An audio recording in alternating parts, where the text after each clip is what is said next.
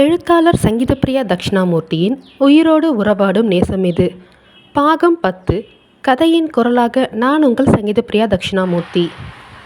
வீரா கண்டிப்பாக நீ கோயிலுக்கு வந்தே ஆக வேண்டும் என்று தூரிகாவிடம் கூறிவிட்டு சென்ற பிறகு அவளால் எதுவும் அவனை எதிர்த்து பேச முடியவில்லை என்பதால் அவன் கூறியது போலவே கோவிலுக்கு கிளம்புவதற்காக தயாராகினாள். வேகமாக குளித்து முடித்துவிட்டு அறைக்குள் நுழைந்தவள் என்ன உடை உடுத்துவது என்று தெரியாமல் திணறிக் கொண்டிருக்க, அவளுக்காகவே கட்டிலின் மீது காத்து கொண்டிருந்தது அழகான சிவப்பு வண்ண பட்டு சேலை. அதை கண்டவள், யார் கொண்டு வந்து இதை இங்கே வச்சிருப்பாங்க? யார் பார்த்த வேலையாக இருக்கும்? யாருக்காக இந்த புடவைன்னு கூட தெரியலையே என்று அவள் யோசித்து கொண்டிருக்க, அந்நேரம் கதவை தட்டினார் வேதவல்லி.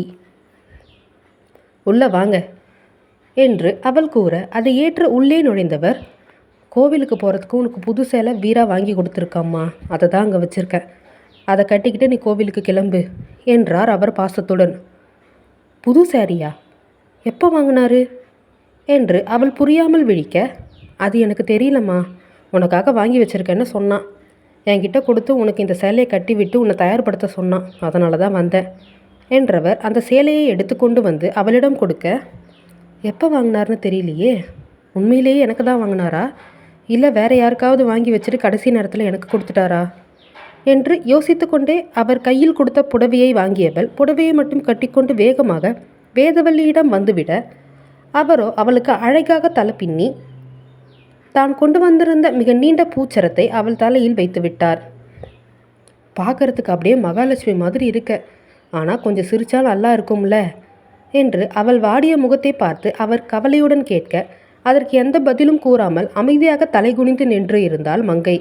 அதற்கு மேல் அவளிடம் எதுவும் பேசி அவளை சங்கடப்படுத்த வேண்டாம் என்று நினைத்த வேதவல்லி, சீக்கிரம் தயாராகி கீழே வா, வீரா கிளம்பிட்டான், உனக்காக தான் காத்துக்கிட்டு இருக்கான் என்று கூறிவிட்டு அறையிலிருந்து வெளியே சென்று விட்டார்.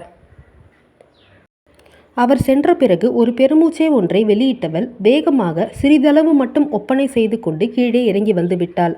வீரா சிவப்பு வண்ண சட்டையும் வெள்ளை நிற வேட்டியும் அணிந்து கம்பீரமாக மீசையும் முறுக்கியவாறு தன் சித்தப்பா மற்றும் அப்பாவிடம் பேசி கொண்டிருக்க, ஒரு நொடி அவன் அழகில் மயங்கிவிட்டாள் என்றுதான் கூற வேண்டும். படிக்கட்டு கம்பியை இறுக்கமாக பிடித்தவாறு அவள் அவனை ரசித்து கொண்டிருக்க, தம்பி வீரா, மருமக கிளம்பி வந்துட்டா, அவளை சீக்கிரம் கூட்டிட்டு கிளம்புப்பா என்று சத்தம் கொடுத்தார் வேதவல்லி. அதில் அவளை பார்த்தவன் அவள் அழகில் அவனும் மயங்கிவிட்டான் என்றுதான் கூற வேண்டும். இப்போதுதான் வெகு நாட்களுக்கு பிறகு அவளை அணு அணுவாக பார்க்கிறான் மற்றும் ரசிக்கிறான். அந்த வெள்ளை நிறத்தழகியின் நிறத்திற்கு எடுப்பாக இருந்தது அந்த இரத்த சிவப்பு வண்ண பட்டு சேலை. தன்னவளை கண்களால் பருகி கொண்டே அவளை நெருங்கியவன், போலாமா என்றான் கம்பீரமான குரலில் அவளிடம். அதில் தன்னிச்சையாக அவள் தலை சரி என்று இரு பக்கமும் ஆட அவள் கரத்தை உரிமையாக பிடித்து கொண்டு வீட்டிலிருந்து கிளம்பினான் கோவிலுக்கு ஆனவன். இருவரும் தம்பதிகளாக செல்வதை கண்ட பெரியவர்களுக்கு மனம் மகிழ்ந்து போனது. இனியாவது அவர்கள் வாழ்வில் எந்த பிரச்சனையும் இல்லாமல் அவர்கள் இருக்க வேண்டும் என்று இறைவனிடம் வேண்டிக் கொண்டார்கள் அவர்கள். அப்போது வீட்டின் வெளியே விளையாடி கொண்டிருந்த சிறுவன் எழில்குமரன் தன் அண்ணனை கண்டு அண்ணா என்று ஓடி சென்று வீராவின் கால்களை கட்டி கொண்டான். அதில் சிறு புன்னகையுடன் எழிலை தூக்கி கொண்ட வீரா, என்ன வேணும் என் தம்பிக்கு? பாரு, வெயிலில் விளையாடி முகம் எல்லாம் எப்படி வேர்த்து போயிருக்குன்னு, வெளியே எல்லாம் இப்படி வந்து விளையாடாத எழிலு என்று கூறியவாறு அவன் முகத்தை துடைத்து விட்டு கொண்டே வீரா பேச, அதையெல்லாம் கண்டு வேண்டா வெறுப்பாக நின்று கொண்டிருந்தாள் அவன் அருகில் தூரிகை. ஓரக்கண்ணால் அவளின் செய்கையை கண்ட வீராவிற்கு இவள் எப்பொழுதுதான் திருந்த போகிறாளோ என்று மனதிற்குள் ஒரு எண்ணம் வரத்தான் செய்தது. எழிலோ தன் அண்ணனின் முகத்தை கண்டு தன் பச்சரிசி பற்கள் தெரிய சிரித்தவன், அண்ணா, நானும் உன் கூட வெளியில் வரவா? நீ வெளியே தானே போற, என்னையும் கூட்டிகிட்டு போயேன் என்றான் மழலையாக. அவன் கூறியதை கேட்ட வீரா, அதுக்கு என்ன, என் தம்பியை கூட்டிகிட்டு போகாமல் வேறு யாரை கூட்டிகிட்டு போக போகிறேன், வா போகலாம் என்று அவனை தூக்கி கொண்டு நடக்க, தனலட்சுமி அவன் கூறியதை கேட்டு பதறி வெளியே ஓடி வந்தவர், தம்பி, முதல் முறையாக நீங்கள் 2 பேரும் தம்பதியாக கோயிலுக்கு போகிறீங்க, அவனை எதுக்கு கூட கூட்டிகிட்டு போகிறீங்க? அதெல்லாம் ஒன்றும் வேண்டாம், அவனை இங்கேயே விட்டுட்டு போங்க என்றார் அவசரமாக. சிங்காரமும், ஆமாண்டா, அவ சொல்கிறது சரிதான், உங்கள் 2 பேருக்கும் கொஞ்சம் தனிமை வேணும், இவனை கூட கூட்டிகிட்டு போனீங்கன்னா இவன் பின்னாடி சுற்றுறதுக்கே உங்களுக்கு நேரம் சரியாக இருக்கும், இவன் வேற ரொம்ப சேட்டை பண்ணுவான், அதனால் இவன் வீட்லேயே இருக்கட்டும் என்று வேகமாக வீராவின் கரங்களில் இருந்து தன் மகனை வாங்க முற்பட்டவாறு அவர் பேச, எழிலோ தன் அண்ணனின் கழுத்தை இறுக கட்டிக்கொண்டு வரமாட்டேன் என்று அடம் பிடித்தான்.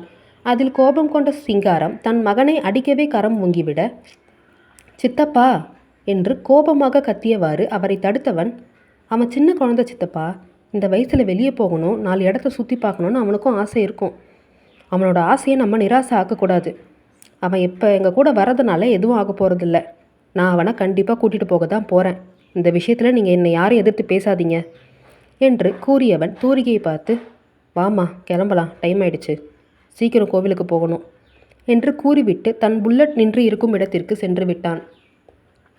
புல்லட்டில் முன்புறம் எழிலை அமர்த்தி கொண்டவன் தானும் வண்டியில் ஏறி அமர, தூரிகை தன் கணவனின் செயலில் அவனை மனதிற்குள் திட்டியவாறு வண்டியில் பின்புறம் ஏறி அமர்ந்து கொண்டாள். அவளுக்கும் எழில் தங்களுடன் வருவது கொஞ்சமும் பிடிக்கவில்லை. ஆனாலும் தன் கணவனை எதிர்த்து எதுவும் பேச முடியாது என்பதால் அமைதியாக இருந்து கொண்டாள். இல்லை என்றால் மீண்டும் அவனின் கோபத்தை சம்பாதிக்க நேரிடும். கோவிலின் வாசலில் வண்டியை நிறுத்திய வீரா, தூரிகை வண்டியிலிருந்து இறங்கியவுடன் எழில்குமரனை தன் கரங்களில் ஏந்தி கொண்டு தன் மனைவியுடன் அவள் கரத்தை பிடித்து கொண்டு கோவிலுக்குள் நுழைந்தான். உள்ளே பூசாரி ஏற்கனவே அன்புமணி கூறியிருந்ததால் இவர்களின் வருகைக்காக காத்து கொண்டிருந்தவர் இவர்கள் வந்தவுடன் ஆரவாரத்துடன் அவர்களை வரவேற்றார். வாங்க தம்பி வாங்க, உங்களுக்காக தான் காத்துக்கிட்டு இருக்கேன், பூஜையை ஆரம்பிச்சிடலாமா என்று அவர் பணிவுடன் கேட்க, தாராளமாக ஆரம்பிக்கலாம் வாங்க என்று கூறிவிட்டு அவருடன் உள்ளே நுழைந்தான் வீரா. இறைவனின் சன்னிதானத்தில் நின்று மூவரும் இறைவனை வணங்க துவங்க பூசாரி பூஜைகளை ஆரம்பித்தார். பூஜைகளை சிறிது நேரத்தில் முடித்துவிட்டு இருவருக்கும் பிரசாதம் வழங்கியவர், கோவிலை சுற்றிட்டு கொஞ்ச நேரம் சன்னிதானத்தில் உட்காந்துட்டு வீட்டுக்கு போங்க. அடுத்த வருஷம் இந்த நேரம் நீங்கள் இங்கே வரும்போது உங்களோட வாரிசோட தான் வரணும் என்று அவர் கூற, அதை கேட்டு வீரா கம்பீரமாக சிரிக்க, தூரிகைக்கு சட்டென்று முகத்தில் வெட்கம் வந்து ஒட்டி கொண்டது. பின்பு மூவரும் சன்னிதானத்தில் அமர்ந்து கொண்டிருக்க வீராவிற்கு ஏதோ தொலைபேசியில் அழைப்பு வந்தது.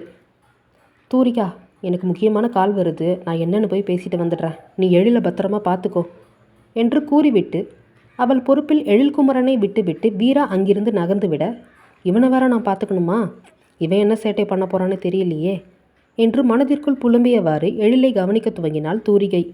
ஆனால் எழிலோ அவளுக்கு எவ்வித தொந்தரவும் கொடுக்காமல் அர்ச்சனை செய்ததில் கூடையில் இருந்த வாழைப்பழத்தை எடுத்து அமைதியாக உண்டு கொண்டிருந்தான்.